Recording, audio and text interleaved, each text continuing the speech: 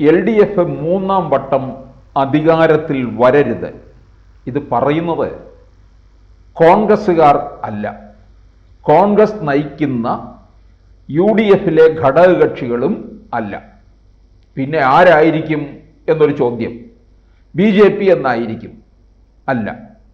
ഇത് പറയുന്നത് LDFിലെ പ്രധാന ഘടകകക്ഷിയായ, അതായത് CPMനോടൊപ്പം ഊണിലെ ഉറക്കത്തിലും അവരുടെ ചവിട്ടും കുത്തുമേറ്റ് കഴിയുന്ന CPI ആണ്.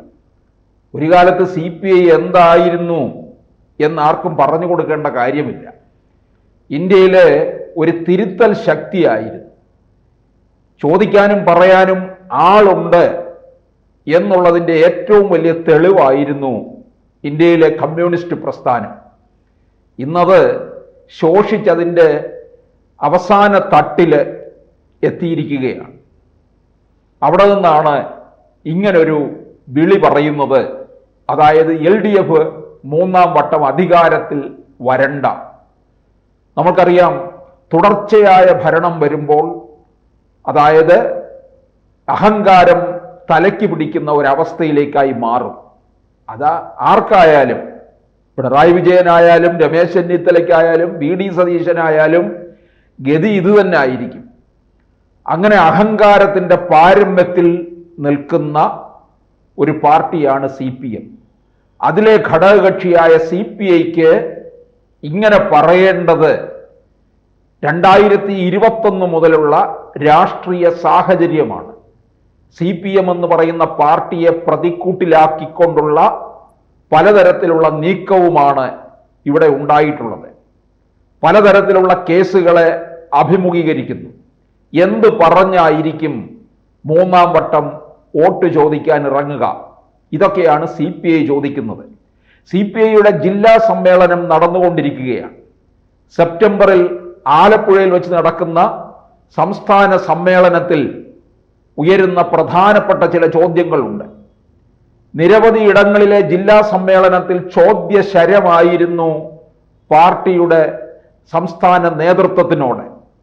LDF യോഗം കൂടുന്ന അവസരത്തിൽ ചിലർ പോകാറുണ്ടല്ലോ അങ്ങോട്ടേക്ക്, അവിടെ പോയിരുന്ന് ഉറങ്ങുകയാണോ എന്നാണ് കൊല്ലത്ത് നിന്നുള്ള ഈ പല ഭാരവാഹികളും ചോദിച്ചത്. എല്ലാ ജില്ലാ സമ്മേളനങ്ങളിൽ നിന്നും അതിനിശിതമായ തരത്തിലുള്ള വിമർശനമാണ് ഉയർന്നിട്ടുള്ളത്. CPI നിരവധി ത്യാഗം സഹിച്ചുകൊണ്ട് നിൽക്കുകയാണ്. ഇവിടെ ഇപ്പോൾ പ്രതിച്ഛായ നഷ്ടപ്പെട്ട ഒരു സർക്കാർ വീണ്ടും അധികാരത്തിൽ വരണമെന്നുള്ള രീതിയിലുള്ള പ്രവർത്തനവുമായിട്ട് മുമ്പോട്ട് പോകുന്നത് എന്തിൻ്റെ അടിസ്ഥാനത്തിലാണ് എന്നാണ് CPI ചോദിക്കുന്നത്. യാതൊരു തരത്തിലുള്ള ജനകീയമായ മുന്നേറ്റവും ഉണ്ടാക്കാൻ കഴിഞ്ഞിട്ടില്ല.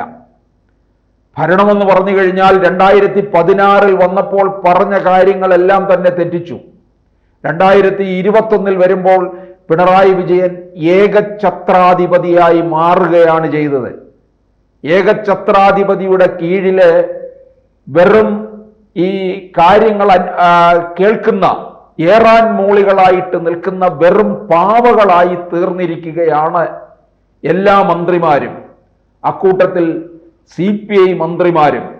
ഇത് തന്നെയാണ് CPIയെ ചൊടിപ്പിച്ചിരിക്കുന്നത്. അതുകൊണ്ടാണ് ജില്ലാ സമ്മേളനങ്ങളിൽ അതിനിശിതമായ വിമർശനം ഉയർന്നിട്ടുള്ളതും. ആ വിമർശനം ഇനിയും സംസ്ഥാന സമ്മേളനത്തിൽ വരുമ്പോൾ ഏത് തരത്തിൽ ആകും? പലതരത്തിലാണ് CPI ചോദ്യങ്ങൾ ഉന്നയിക്കുന്നത്. മൂന്നാം വട്ടം അധികാരത്തിൽ വരും എന്ന് പറയുന്നത് എന്തിൻ്റെ അടിസ്ഥാനത്തിലാണ്? അതുപോലെ ജനങ്ങളോട് വോട്ട് ചോദിക്കുന്നത് എന്തിൻ്റെ പേരിലാണ്? ഇനി എന്താണ് പുതിയ വാഗ്ദാനം മുമ്പോട്ട് വയ്ക്കാൻ പോകുന്നത്?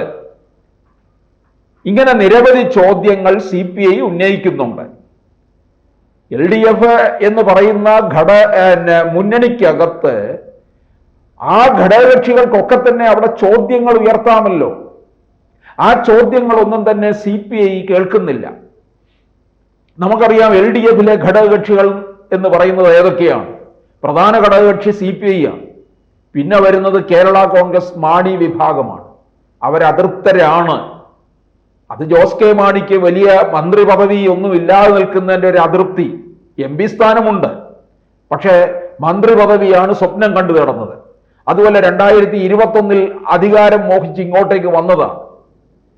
പിന്നെ ഉള്ളതൊക്കെ ആര്? ഈ NCP, അതൊക്കെ ഇല്ലാതായിക്കൊണ്ടിരിക്കുകയാണ് കേരളത്തിൽ. ഈ ഘടകകക്ഷികളെ ഒക്കെ തന്നെ CPM വിഴുങ്ങും. ജനാധിപത്യ കേരള കോൺഗ്രസ്, ഒരു RSP, കോവൂർ കുഞ്ഞുമോന്, അങ്ങനെയൊക്കെ നിൽക്കുന്നതിനെ മുഴുവൻ CPM വിഴുങ്ങുമെന്നുള്ളത് ഉറപ്പാണ്. വിഴുങ്ങാതെ നിൽക്കുന്ന ഏതാണ്ട്, പക്ഷേ അതിൻ്റെ CPM-ന്റെ കാലിൻ്റെ ചുവട്ടടിയിൽ നിൽക്കുന്നത് CPI മാത്രമാണ്.